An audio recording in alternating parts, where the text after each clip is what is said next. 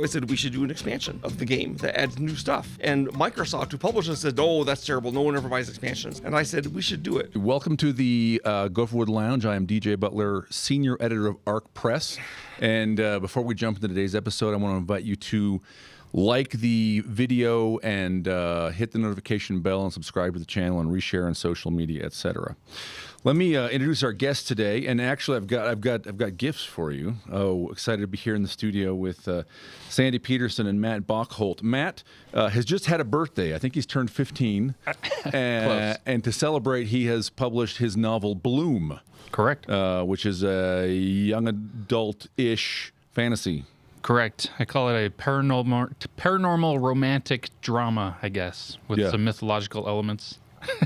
Very exciting. And Matt, you've got some experience in game design. Correct. Video game, is that right? Mostly, yes. I've also done some board game and card game, jamming, DMing, the usual stuff. Fantastic. Thrilled to have you here. And our other guest, of course, is the legendary Sandy Petersen. And I don't know if you recently had a birthday or Nope. I'm Sandy. as far from my birthday in the year as I can be either direction. Oh, fantastic! You're at the deep end of the orbit. Amazing. Sandy's like I say, a legendary game designer who's I think personally has a huge hand in the Renaissance, the rising from the dead, maybe is the right image of H.P. Lovecraft by means of the game design work that Sandy did, and that's only really one of the many projects he's done. And Sandy's got a Patreon, right? Sandy Petersen. I do have a Patreon. It's called Sandy of Cthulhu. Okay, there we go. And I do an essay once a week, and we're going to be punching it up eventually. And I also give out game stats or roles or rules for board games and role-playing games about once a month. And then finally, I provide once a month an STL download of a cool printable figure. Oh, that is very cool. So the essay I did this week that was released was how to balance a non-symmetrical game. But often the essay is something like, how big is Cthulhu? So it's just different things. Yeah, how fun. Fantastic. Well, welcome both of you to the Gopherwood Lounge. I would love to talk today. By the way, did you get the same mug? What do they say in the Looks back? like the humans win in the end. Does yours say Arc the humans Press? win in the end also? Sure does. Yes. Oh, you got the identical mug. Okay.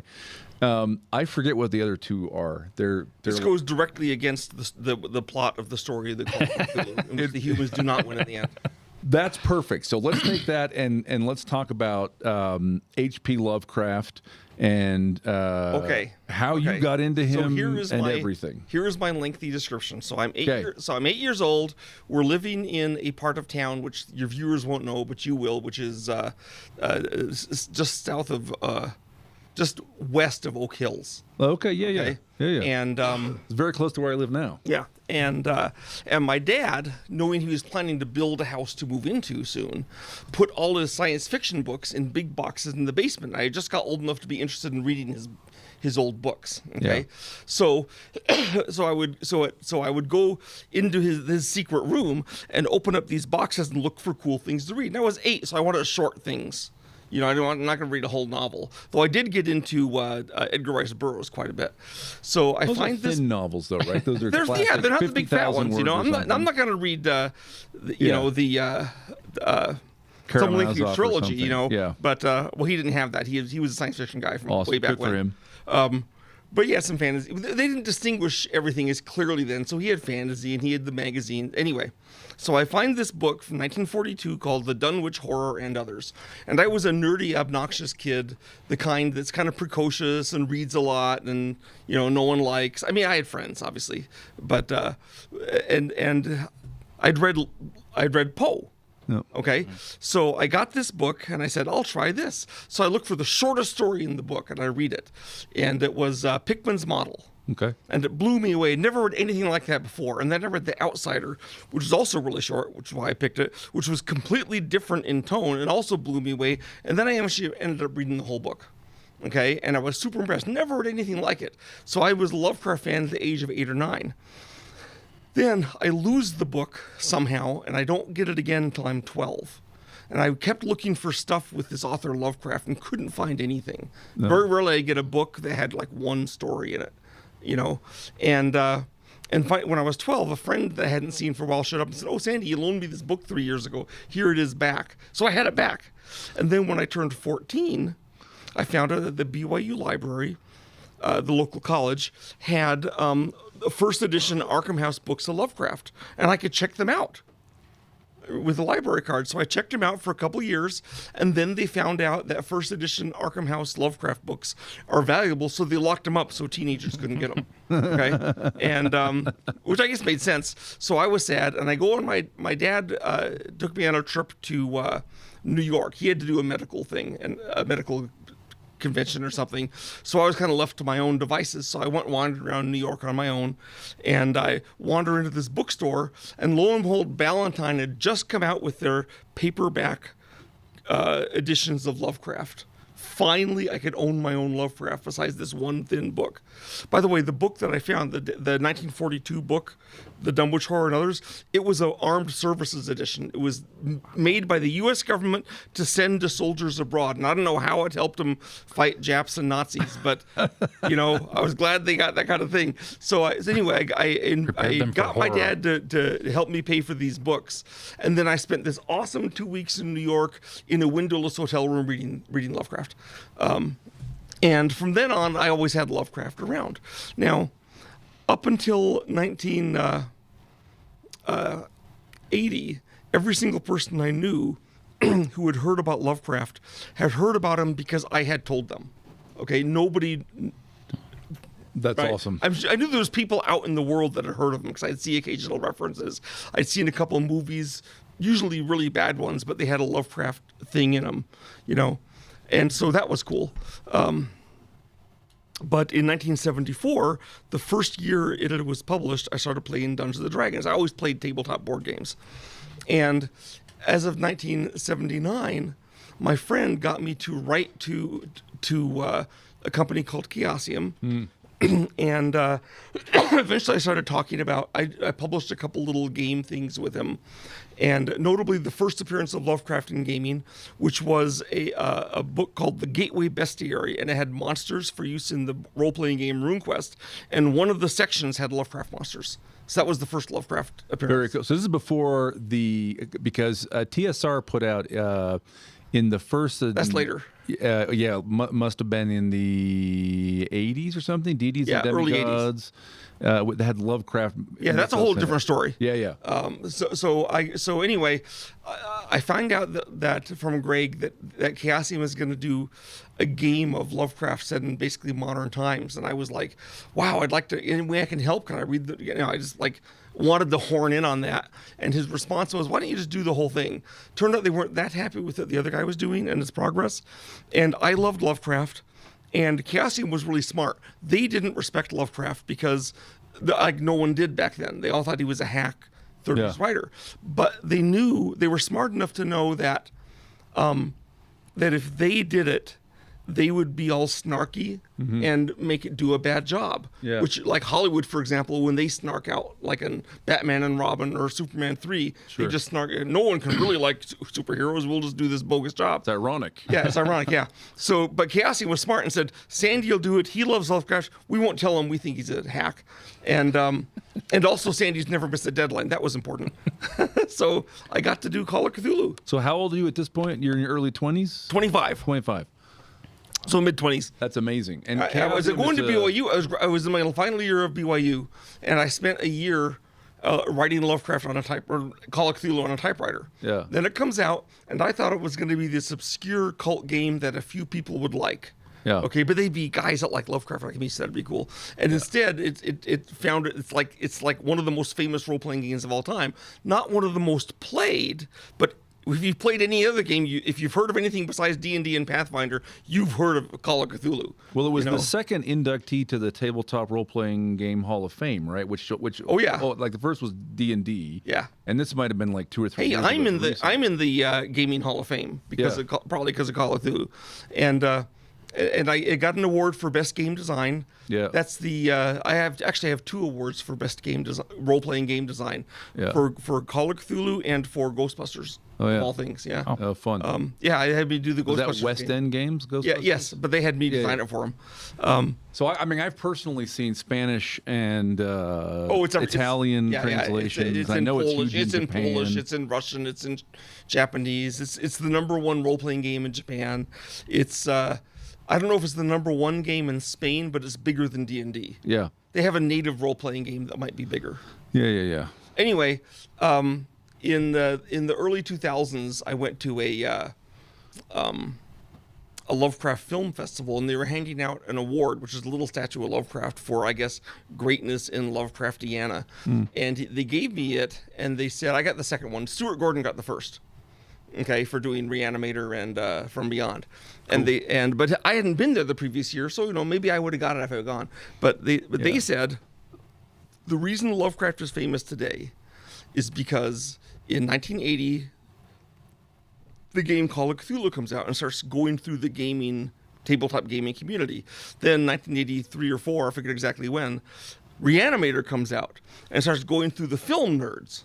Yeah. Okay, and these are 2 different directions of popular culture, and between them they made Lovecraft famous. Yeah, well, 100%. And, so my introduction to Lovecraft was Call of Cthulhu. Now I forget if it's I get that a lot. second or third edition. It's the one that's like, it was a hardback and almost like a purple. It was like, there was like a haunted house scene on the cover, and it was sort of, I think it was meant to be If black. you're asking me to recognize an edition of Call of Cthulhu from the There's cover, too many. you're out of luck. Yeah. But if it's a purple cover, I think might have been the 4th edition. No, could be. I mean, I've owned the 5th. That I owned. What are they on now? Is it 6th, 7th? It's on the 7th. 7th edition. Maybe 5th was a purple. Anyway, it's on the 7th now.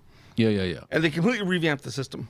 The my character name's still attributes on are percentiles, which is, I actually liked it better the old way. But fine. It's you're doing a little bit of math in your head either way. Either you're dividing by 5 or multiplying by 5. It's not a big deal. Yeah, I think that's true. I think that, and I think without Call of Cthulhu, there's a whole slew of other games, collectible card games, When people board realize that games. Lovecraft is public domain, which, by the way, he was not when we started. Yeah. But he is now. Then they swamped the. Yeah. Now, one of the reasons Lovecraft is public domain is because he worked hard his whole life to make it so. Okay, he was very active in the Amateur Press Association, which was the equivalent of like social media of the day, and he encouraged other authors to use his creations, and he would use theirs. So he was he had an influence beyond his stories in American pulp fiction. Yeah. Yeah, I think he wanted it to be a general mythos that anyone could contribute That's what he wanted. to. Yeah, He was the first guy that I know of to, unless you count like Arthurian literature of the late Middle Ages, the first guy to have a shared universe. Yeah, it's so interesting. I don't know to what extent. Maybe you will, because there's huge correspondence of Lovecraft, and I haven't read any of it. But He wrote a lot more correspondence than he did stories, so I kind of wish he'd written a little less correspondence. Fewer letters. But it's interesting. I don't know if he thought about it this way, but he's a writer who maybe consciously had a kind of a post-mortem strategy, right? So maybe not consciously. He thought he was going to be forgotten forever the moment he died. Yeah. That was his opinion. But he also thought that the people he'd taught and trained and dealt with would keep writing. So this is the strategy, right? Is he's investing so much time, because who's having correspondence with? It's Frank Belknap Long and Robert Bloch and Robert E. Howard. Carcass and Smith. And Howard and Smith and Lovecraft were all good friends, and they all stopped writing within a year or so of each other. Yeah. Howard killed himself. Lovecraft died of cancer, and Smith had some personal tragedies. His mom died, and other things happened, and so he stopped writing. Yeah. And so we lost these 3 very different writers all at once. Yeah. But we still have Bloch and Derleth and Yeah. Derleth may not be the world's greatest writer, but he also kept Lovecraft going. Well, he's the one who founded Arkham House, right? Which I think, Arkham is one of Lovecraft's creation. It's a fictitious town in Massachusetts. And Derleth claimed to own the copyright to Lovecraft's work. Interesting. Which we believed at Chaosium, and I don't know if it's true or not. It might be BS. That's fine. There's doubt, but we paid our royalties to them. Yeah. And as a result of Call of Cthulhu's success, that's when S.T. Yoshi was able to do his new re-edited, reformatted, like scholarly version of all Lovecraft's books. We paid for that. Super interesting. I had no idea. What a fantastic connection. So aside from the sort of directly you introducing hundreds of thousands of people to the mythos, you generated the cash flow to fund what S.T. Yoshi did. Yeah, and then Joshi was like, he was at the same time me and Stuart Gordon, which I've never met, were doing our Lovecraft stuff. Joshi is making Lovecraft intellectually acceptable to academics. Yeah. He wrote all his articles saying it's okay to like Lovecraft. Here's the cool things he did. And so I don't know if that had as big an influence as like Reanimator or Call of Cthulhu, but it was there. Yeah. It made Lovecraft intellectually defensible. Yeah. So super interesting history. I'd love to talk about, like, how do you see, so kind of on the subject, Lovecraft intellect, like, what did he write? What's interesting? What's different about, from your point of view, about H.P. Lovecraft compared to whatever other writer? You know, he didn't write that much compared to some other. You can put all of Lovecraft stuff into a few books. Yeah. Like he's got like a tenth the opuses of the Stephen King, you know. Sure. But he wrote on so many different things, it's almost hard to like. He has a story about a guy who had sex with a gorilla. Okay. And so how do you categorize a man like that? You know, he wrote the single greatest monster out of an asteroid, or out of a meteorite ever, which is the Color Out of Space, which not only has like this terrible thing, but it's a color. How do you fight a color? If you take on its shade, it gets you. It's not a gas, it's not a plasma, it's not a mind parasite. It's a color, and that's bizarre. Yeah. To deal with, you know. Also, he has weird combinations of things. So, for example, in his story Dreams in the Witch House, he finds out that this witch from hundreds of years ago used non-Euclidean geometry to travel to other dimensions and meet alien races and do things. But also in the same story about this super scientific geometry and other planes, like she has a familiar that's a rat with a human head called Brown Jenkin, and she's trying to get him to sign this document with this man who's fully black, you know, black teeth, black whites of the eyes, who's clearly like the devil or something, and they're trying to sacrifice babies. What does sacrificing babies have to do with non-Euclidean geometry? And he never explains. It's just what they do, you know. So it's pretty wild. And so many things he originated. He was the first guy to as far as I can find out, to have what we would call a starship in one of his stories. Yeah. I mean, before then, mostly when they traveled to other world, like War of the Worlds, they fire him in a gun. Yeah. Yep. You know, but he has an actual starship, and he works things out about it. Like, well, it's going to take millions of years to come to Earth, so the guy's got to go into. He has all these, you know, he's got to go into suspended animation and all this stuff. So. That's in the story Through the Gates of the Silver Key. One of his worst stories, by the way, but it does have a spaceship. So there's that. That's fascinating. So some of this sounds like science fiction, right? It's interesting. Well, Lovecraft's monsters are mostly aliens, so technically they are science fiction. Sometimes he goes into pretty much what we would call hard science fiction, like in the Walls of Eryx, where he goes to Venus. I mean, okay, so Venus is a tropical place with native animals, but that was reasonable in the 1920s. This is how Carter portrayed it. And he goes there, and like it's science fiction. Plus, Cthulhu is scary and it's a horror story, but Cthulhu is not from Earth. He's from a place where the natural laws are different, and he's an alien, you know. So So this is interesting. One of the things, again, I encountered called Lovecraft first in your game, and so to some extent, the perception I'm about to share maybe your fault. but for me, like the thing that was really striking, and I think a lot of the editions had a story like the Call of Cthulhu or something else in the game. Some of the editions did. I think so. Yeah. Like, I'm pretty sure my 5th edition has the Call of Cthulhu is like... They weren't instead in of the an original few introduction. editions, but later on they started putting that in. Yeah. And maybe that had to do with it going into public And the Call of domain. Cthulhu was actually a terrible Call of Cthulhu adventure. Yeah. The Dunwich Horror is much better for an adventure. Yeah, or it has actual investigators and stuff. Yeah, or something like the And they win. Starkweather Moor expedition, right? To the Where you've Antarctic? got, like, yeah. Well, that ends kind of disastrously, but yeah, that would work. Well, that makes a good Cthulhu adventure, right? So this is like, what is characteristics of this? It's interesting, right? Lovecraft's point of view is not that the humans win in the end. It tends to be, and there's probably, and maybe Yoshi's written on this in terms of like situating this in the larger intellectual history of science in the West, but there's a sense that humans are irrelevant. This is not your story. You're not the center of the play. You're an ant and you don't realize it. And one day you're just going to be wiped out. And maybe, if you are willing to make giant sacrifices of like your sanity and maybe your children, you can delay. Another generation of humankind can live out their pointless lives, but sooner or later, Cthulhu that was are absolutely coming. the thing in the game Call of Cthulhu. Yeah. Is that ultimately your battles are noble and you can never win. So which is interesting because it means there's always a goal. There's always something to fight and try to put off, and there's always something new coming up. Which, if you're playing Dungeons and Dragons, which is I played for years and I love, then you have to if you go and kill the dragon, that dragon's dead.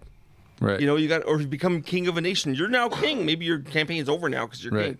But to Call of Cthulhu, there's always something else, and you can't even get rewards from it because you can't tell anyone about it, or they'll go insane or start summoning monsters of their own. It's like you've got to be internally motivated.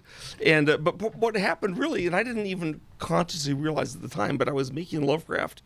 Of making Call of Cthulhu to be a completely contrarian role-playing game. Yeah. Because every role-playing game, as you know, you said you play them. Oh, yeah. Okay, it's the same cycle. You go out, you defeat bad guys, you get better, you get experience points, you get treasure, you level up. Yeah. Then you kill bigger bad guys and you level up, and you kill bigger bad guys and you level up, and that's the cycle, and it's a compelling cycle. Yeah. But in Call of Cthulhu, I know you couldn't have that cycle because the weakest monster in the game is like a cultist, and he's just as tough as you are, plus better organized and more ruthless. Right. So you can't just go fight these guys; you'll be killed. Then we have modern weapons. We know a gun can kill you. Right. And we can't handle it by having you be all tough. Right. So A lot of I hit had to points. replace combat with something. So I replaced it with investigation and mystery.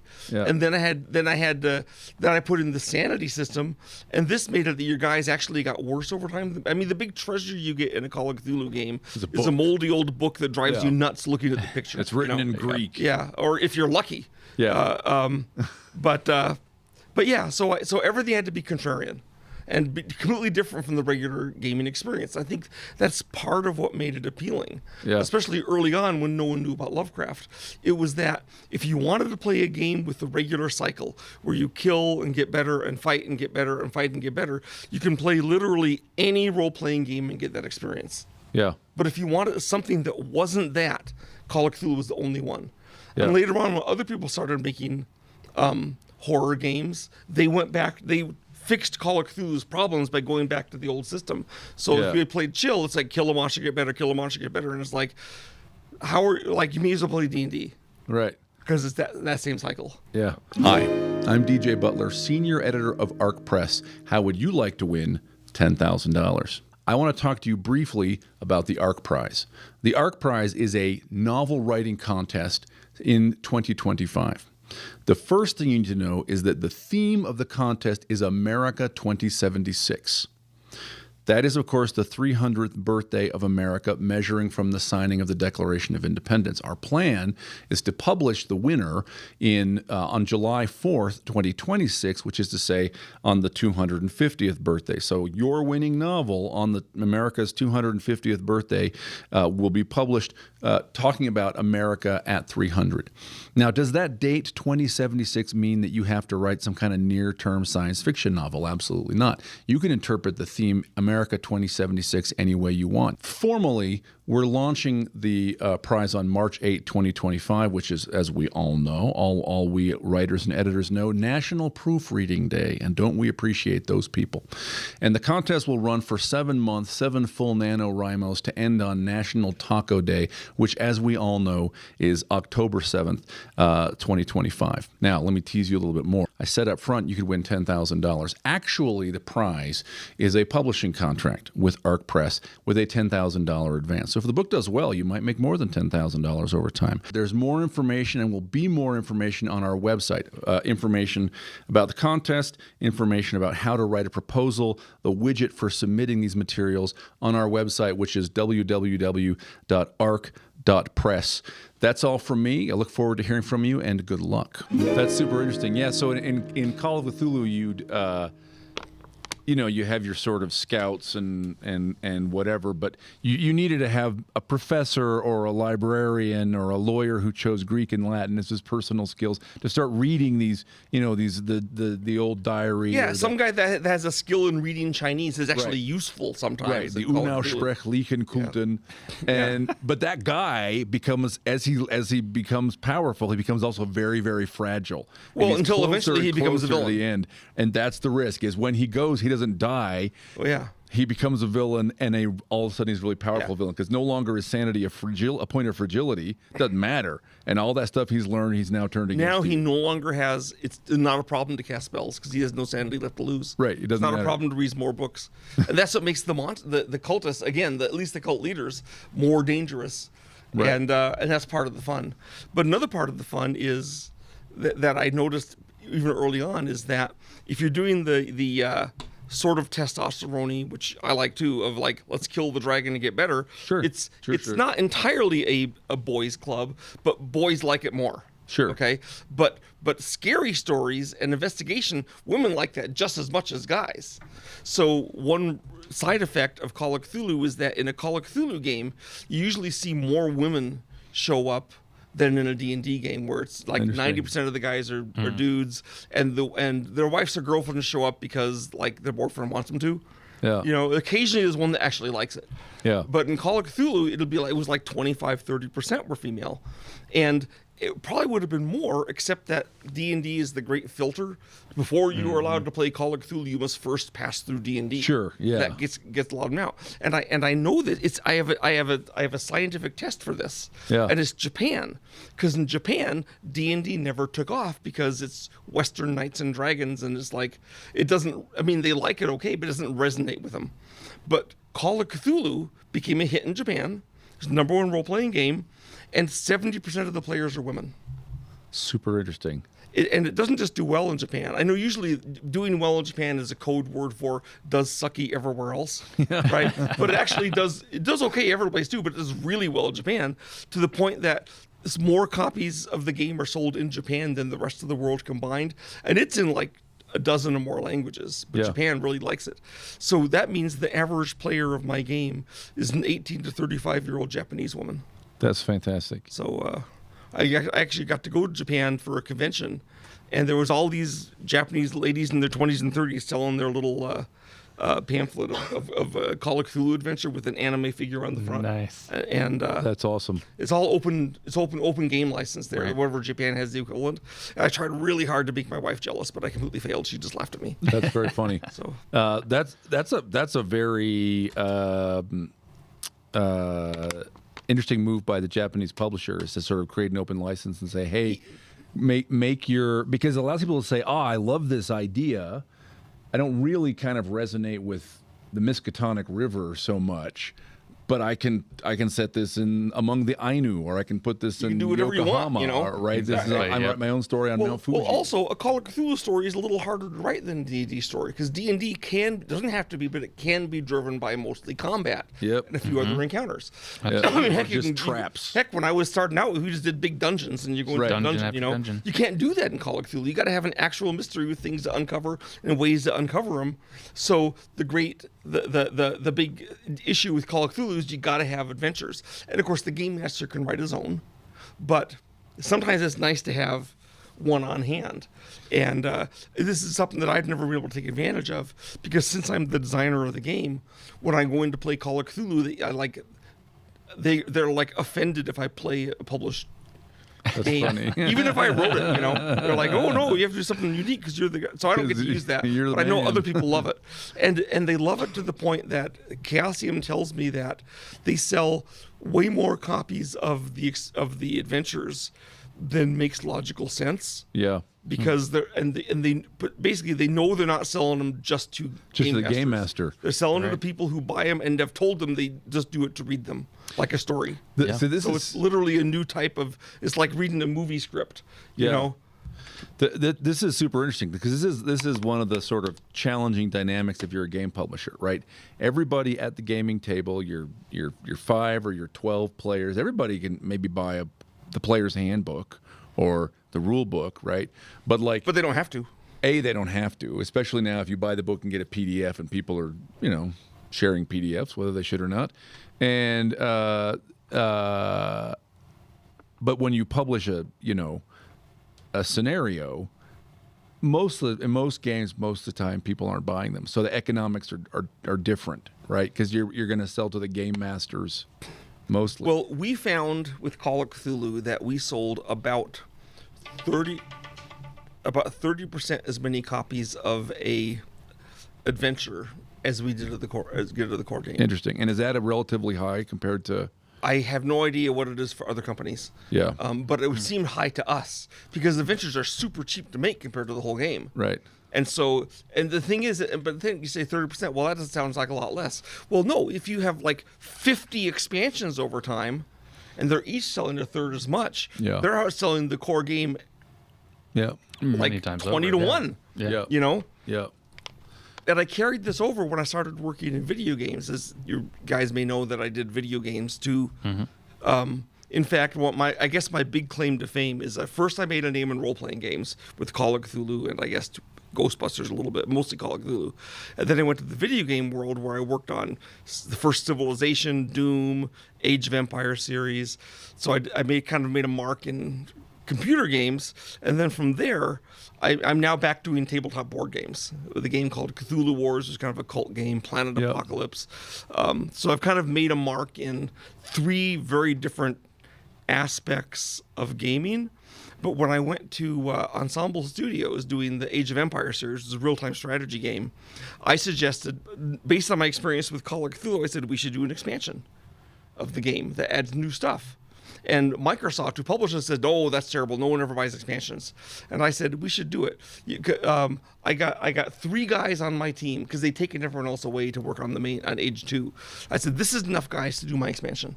I'll add 4 civilizations. We call it the Rise of Rome, and trust me." And so we did it. It took like 3 or 4 or 5 months with 3 guys. Yeah. So it's astoundingly cheap for the company to fund.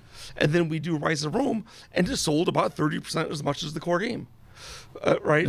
Yeah. Which, given that it cost about 2% as much as the core game, was pretty huge. And then they found that when they released it, it also boosted sales of the core game. And then when they combined them together in the gold pack, buy them too, then it boosted Sold them sales again, again. right? You know, and then when it came around to Age 2, Microsoft came to us and said, "We have learned we want to do expansions all the time." And we're like, "Yeah, who taught you that?" I wonder. But the expansion, but I think that's also true of tabletop role playing games, because if you walk into the store and there's a game all by itself, that's kind of interesting. But if there's a game all by itself and like 15 expansions Sure. and adventures, you're like, "Oh, this is a popular game. Yeah. This boosts it," you know. I mean, so frankly, the Cthulhu by Gaslight, the Lovecraftian, I mean, it's Call of Cthulhu, 1890s, 1880s. Yeah, that's what it is. England. And They got Cthulhu Dark Ages now, and yeah. And I haven't seen the Dark Ages one, but I love the Cthulhu by Gaslight, and yeah, absolutely, we all went out and bought it. well, you can set it in any time period, And in fact, when I went to write it, I wanted to write it for modern times, because Interesting. my argument is that the less impediments you have for the players being scared, the better. So if you're setting it in this weird other time, they have to kind of get through that. Right. M.R. James, the ghost story writer, kind of explained it by saying you should set your story somewhere the reader can imagine himself to be. And I can't really imagine myself to be in Victorian London. Sure. I guess I could sort of, but It's more an work. extra obstacle. Yep. Yeah. So, but Chaosium said, no, you got to set it in the 1920s when Lovecraft wrote. I said, okay, whatever you say. And I found out later on why they had me do that. And it's because, remember I said Chaosium didn't respect Lovecraft? Yeah. They didn't love him? Yeah. But they knew they had to love something about the game or they wouldn't support it properly. Interesting. So they said the 20s are cool. We'll set it in the 20s, and then we'll go nuts about how great the 20s are, with prohibition and all Yeah. the flappers and all that Gangsters and gangsters guns, and all yeah, going on. John Dillinger. yeah, all this cool stuff, and then we'll support it properly, and it'll be a hit.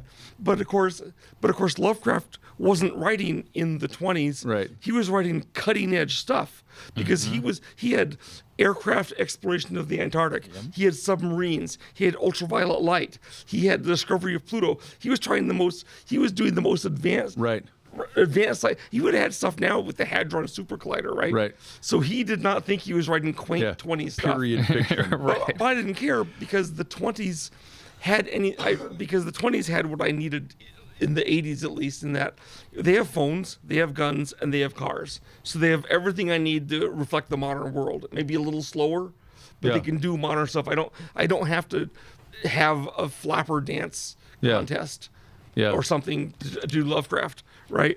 Yeah. But some people would like that, and usually I'm surprised at conventions when I say I never played it as if it was in the 20s. Now all my games now, well, they're set whenever I need to set them when I do a game at a convention, but quite often it's modern times. Yeah, it's interesting. So I'm curious about that because, and actually in a writing project I've got right now, this is sort of a live issue for me.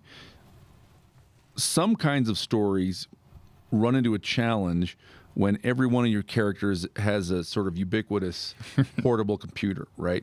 And some kinds of research, become extremely easy, extremely fast. Communication is really fast. I mean, do you when you write stories or when you Well, of course, when I did it in the 20s, yeah, I didn't have cell phones. Sure. And the internet, and now I do. Yeah. But that's super awesome because the way I treat it is not like, oh no, the players have this awesome research reuse they can do. Is like, wow, I have another avenue I can get at them. Yeah. The King in Yellow can absolutely have a Twitter feed. Sure. Right. Like if you ever saw the movie Ju-On, the ghost reaches out through the phone. Yeah. To the characters and is like texting them. Yeah. And they're like they're trying to get rid of the phone, throw it away. And of course, if you have things on the internet, like those things, well, we're all aware that the internet is not the 100% truthful source of all righteousness. So suddenly right? Right. The cultists are Have a right out there. misinformation machine. Well, look, I have a scenario that I play, okay, in which if you play Call of Cthulhu, I haven't played the board about it. game, no, but I'm aware of it. Yeah. Okay, so I've played it a ton. So the players find out that the cultists have a project to put the Necronomicon online downloadable. Yeah. Okay, and the players are like, wait, so anyone in the world with an internet That's connection can bad. read the Necronomicon? Yeah, and he says, and they can all use the recipes in it. Yeah. And of course, in the story of the Dunwich Horror, one guy has like a sort of a half-assed version of the Necronomicon, and he almost destroys the world. Right, so what's going to happen? It's all over the place. The players are like, we got to stop this, and it's suddenly the internet and that communication becomes a deadly enemy to humanity, which is how I treat it. It kind of based on, in a sense, my approach to this kind of communication comes from the movie Return to the Living Dead, Okay. in which the cops come to save the heroes. and the cop cars come in this huge line of cars, and they open the doors, and the cops get out, and all these zombies come out of the woods, out of the not the woods, but the area next to them, and like eat them right away. They kill them, and then one of them gets on the radio and says, "Send more cops." It's always treated like, calling in the authorities is not going to help you against these guys. Cops have better things to do than die. Yeah, that's just great story design, because this is a game I like to play with old movies that I watch. Is if this was set in the modern day, does the story still hold up if they got cell phones and stuff? And a lot of times it doesn't. A lot of doesn't. Yeah, well, that's why I'm not a fan of we must place it in an isolated area where they can't get help. There's a series of movies from Spain called The Blind Dead. Okay, in which Armand Osorio tried to basically invent a new sort of monster, and it's blind Knights Templars, and they look great. They're dry and withered and bony hands and black robes, but they're always set in this isolated place. But you find out in each movie that the reason they're in an isolated place isn't because. It's because the world is withdrawn from them. We don't want them around. No one go there. The trains don't stop in this area. Because in each story also, at some point, they get out. Yeah. And it's a disaster. So that's how I try to treat the Lovecraft monsters. Yeah. Because Lovecraft did knowing more about them, understanding more about them. Like, for example, Call of Cthulhu ends with the thing, if humanity knew about Cthulhu and knew that at some point soon, we don't know exactly when, he's going to rise up and he's going to kill every single person, what would be the reaction? Well, he thought there would be worldwide madness. Well, in the 1950s, when we had that same idea that the world was going to be destroyed with nuclear bombs, not everyone went insane, but there was a lot of trauma about it. And Lovecraft was a world-destroying menace, a certainty that before, the nukes. Yeah. So he's lost a little bit of his shine by the fact that we now have nukes. Yeah. But you're assuming a nuke will do anything to Cthulhu. Oh no, I'm saying that. No, I'm not assuming that. My assumption is that if you nuke Cthulhu, he reforms 5 minutes later, and now he's radioactive. Right. Okay. Yeah. But the difference is that in 1927, there was no conceivable thing that could kill everyone on Earth, and now there is. So the idea of us being wiped out and extinct is sort of already in our subconscious. In the zeitgeist, yeah. And it wasn't when Cthulhu was written. So this is interesting, and the other points I want to come back to later maybe, but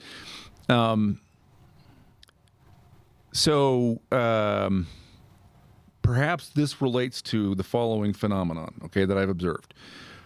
In many of Lovecraft's stories, and in the game, of course, but in many it comes from Lovecraft stories, the horror is cosmic and philosophical. Like, the real horror is that you don't mean anything, and your family doesn't mean anything, and your ancestors, you mean nothing. You're going to get torn to pieces. You're not going to live forever in some kind of hell. You're just going to be wiped out.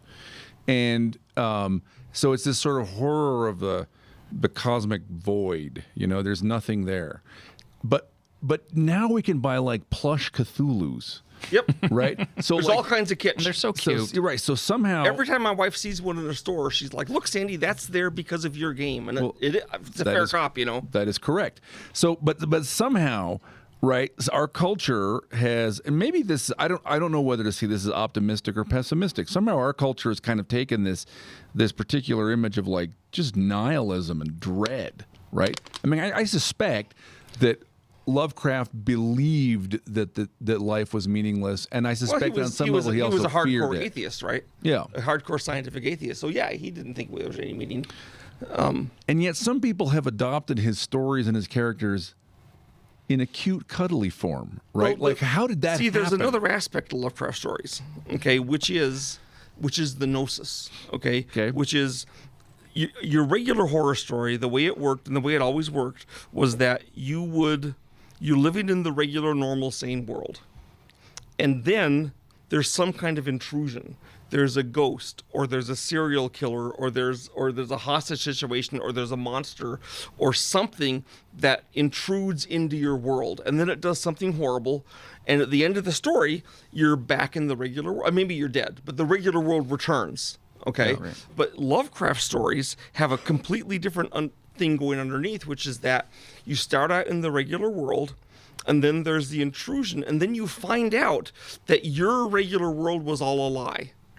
and it wasn't true, and so you can't go back to it at the end. You're stuck with this new knowledge. Even if you survive and delay, even if you survive, it's inevitable. Like, dang, or whatever. It's like, now I know that everything I learned about the history of man and that it's all a sham, and we're going to be replaced by beetles that are inhabited by aliens from outer space, and we're screwed. And so there's that. And so the secret knowledge that you know about the great old ones and they don't is a different attraction than it's all its own meaningless. horror. And like even then you combine them you and can't say, tell anyone because it just makes it but worse. If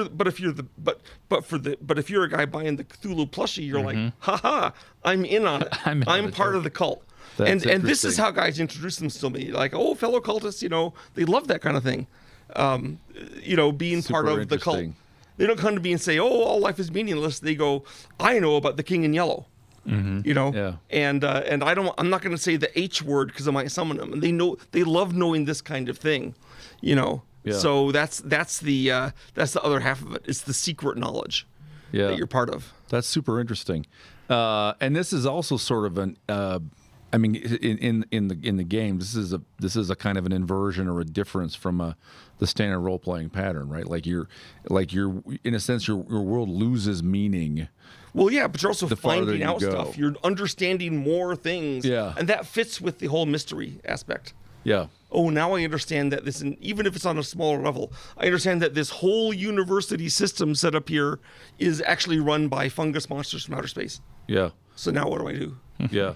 And I liked your comments about how to deal with modern technology, which are interesting from the point of view of a game master, but also interesting if you're thinking about writing these stories, right? Because again, it's that inversion. Yeah, it's so easy to be scared of the technology and think, oh no, this is going to screw my thing. And the fact that in the 50s and 40s, they wrote stories that that would be solved by these modern technologies doesn't mean that we have new stories now that are worsened by modern technology. Yeah, I agree. Which is interesting, right? So in a typical kind of traveler campaign or something, as the game progresses, the character's tech gets better. They get money. Yeah, they get more stuff. Yeah, they get armor. They get power suits and better ships. And so it's interesting to think about the technology could be a curse, and as a storyteller, that's a way to. Well, and Traveler certainly works that way. You can have the bad guys can have more. All you got to do is give them better technology than the players. Sure. Presto, they're weak. But in Cthulhu, where the monsters don't even follow our natural laws. Yeah. Or like.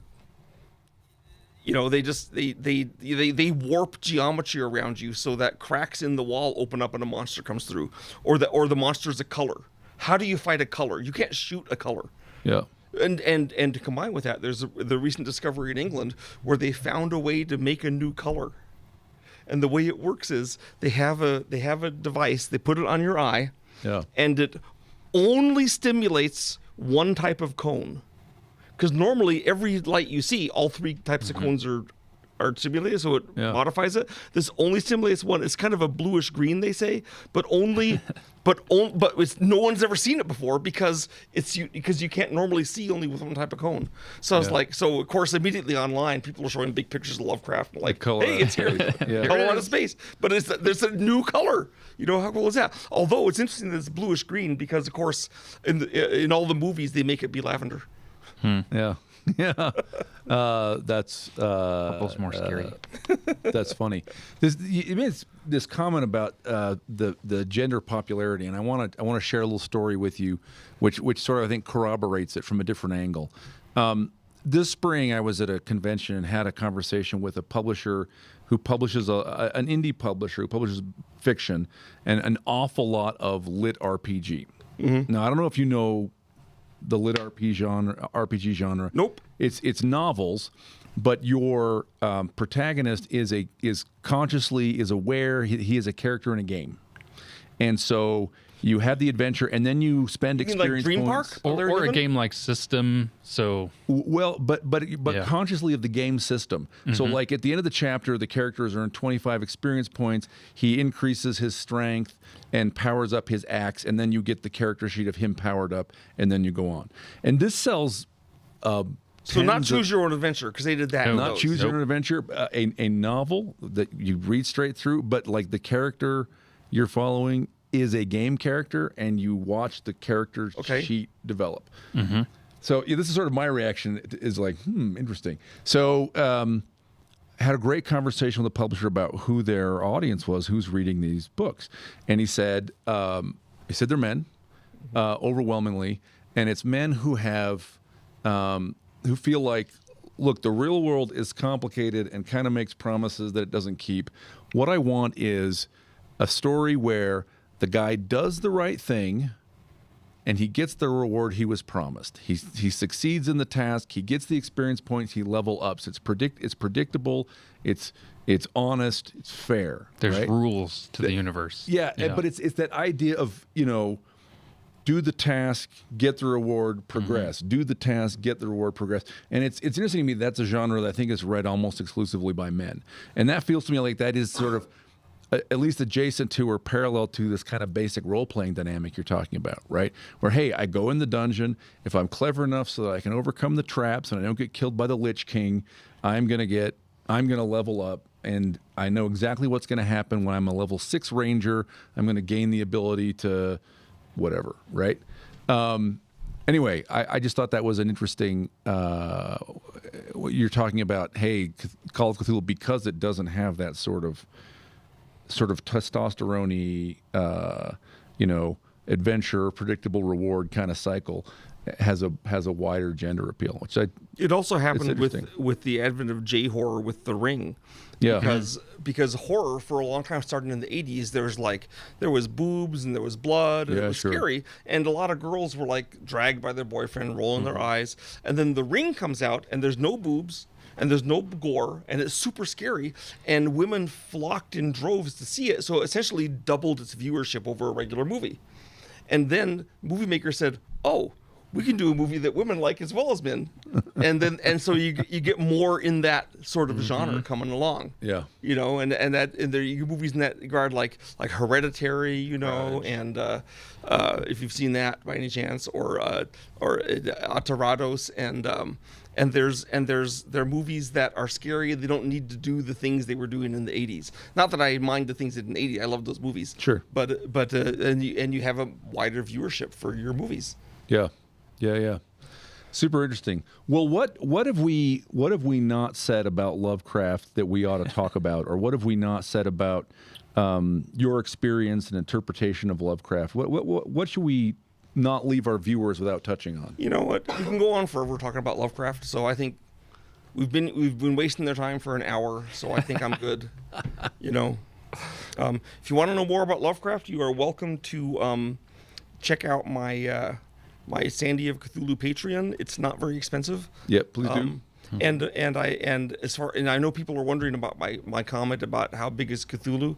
Well, it's all explained in the article, but the bottom line is that the creature in the movie Call of Cthulhu that appears at the end seems to be almost exactly the same scale to a human as you are to a 28 millimeter figure. Which is super handy for role-playing games. Very nice. You can say, well, I'm Cthulhu, and there's that's you. And now shoot at me with your anti-tank gun. And they're like, got it. That's fantastic. There was, I think... And that was coincidental when I worked it out. So that's the kind of thing I have. Yeah. Nice. Someone, I want to say this was at some point during the COVID lockdowns, someone kickstarted a big Cthulhu mini, and I happened to be cash poor at the time, so I didn't back it. I thought my wife might not be super thrilled, but I think it was like 2 feet tall. Is that that might have been Cool Mini or not? They did it for their game Death May Die. Yeah, I really wished that I had been at the time. I was like, oh man, but I just can't do it. I'd like to make it a big one, but it looked like it was shaped like a toddler, so I kind of didn't like the art design, but I liked the figure. Yeah. Well, maybe whoever does this next will take a 6 foot tall. You gotta have an inflatable for that, I think. Yeah, or wear the mask or hollow.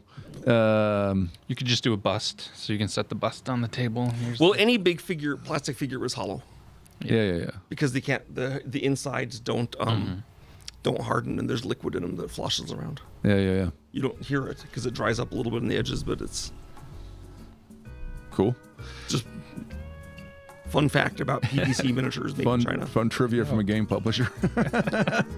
Fantastic. Sandy and Matt, thank you for joining us very much. Thank you for being here. This has been the Gopherwood Lounge. Again, don't forget to like the video, subscribe to the channel, hit the notification bell, and remember that the humans win in the end.